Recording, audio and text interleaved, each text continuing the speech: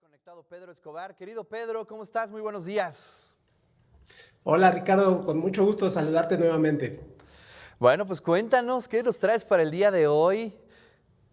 Hoy vamos a hablar de la que es considerada una de las primeras crisis documentadas de adicción a estupefacientes en la historia. No sé si has oído hablar de la Gin Craze o la locura de la Ginebra. No, fíjate que ayer nos estábamos cuestionando sobre este tema y bueno, pues ilústranos, no tenemos mucha idea de qué sucedió, pero a ver, te escuchamos. Bueno, esto sucedió en Inglaterra durante la llegada al trono de Guillermo de Orange en 1689, tras la guerra entre protestantes y católicos, en la que salió huyendo Jacobo II, el rey católico que hasta entonces reinaba en Inglaterra, y se fue a refugiar a Francia. El nuevo monarca, Guillermo de Orange, era de origen holandés, entonces estableció aranceles de importaciones muy fuertes contra los franceses.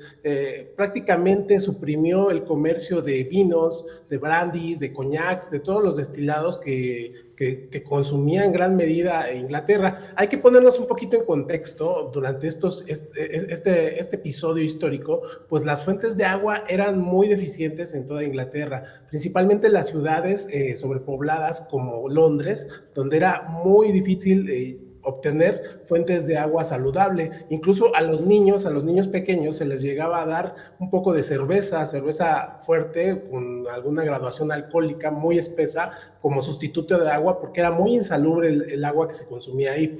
Y bueno, pues lo que quiso imponer Guillermo de Orange en su llegada al trono de Inglaterra fue sustituir los destilados franceses con algo que conocía muy bien originario de su país, que era la ginebra.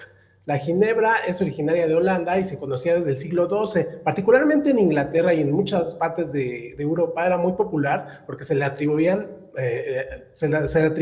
propiedades medicinales, ¿no? Se decía que servía para muchas cosas, para combatir las diarreas, algún tipo de infecciones, incluso las fiebres, ¿no? Cosas totalmente descabelladas.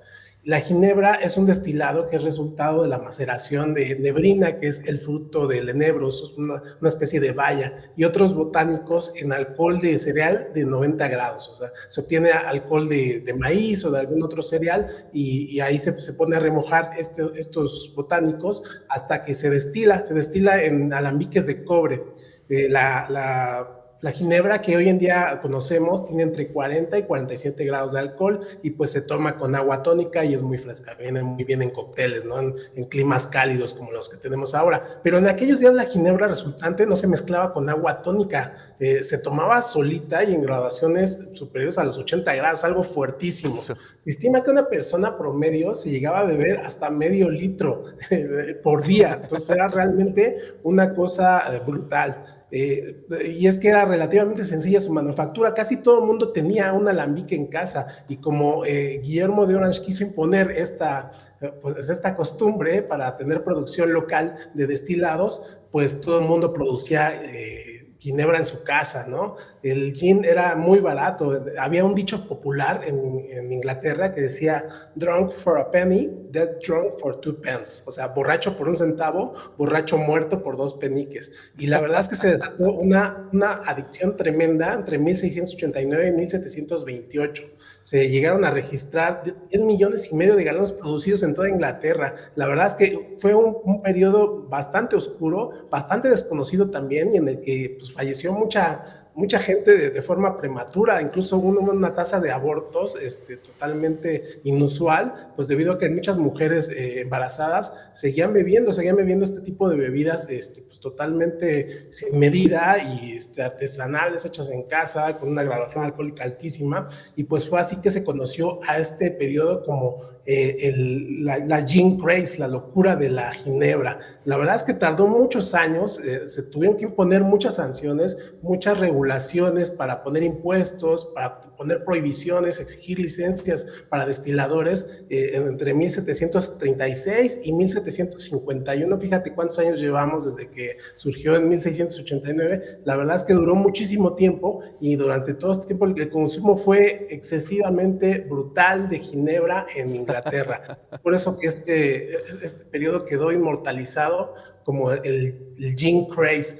De hecho, hay pinturas como la del inglés William Howard en su obra Jean Lane, que la produjo en 1768, que ilustra de manera muy cruda una escena de cómo era la vida en el Londres de ese momento. La verdad es que es un episodio que nos demuestra que la ambivalencia del vino, en este caso los destilados, entre el bien y el mal, entre el consumo, y cómo la línea es muy delgada, ¿no? Y se puede romper pues muy fácilmente.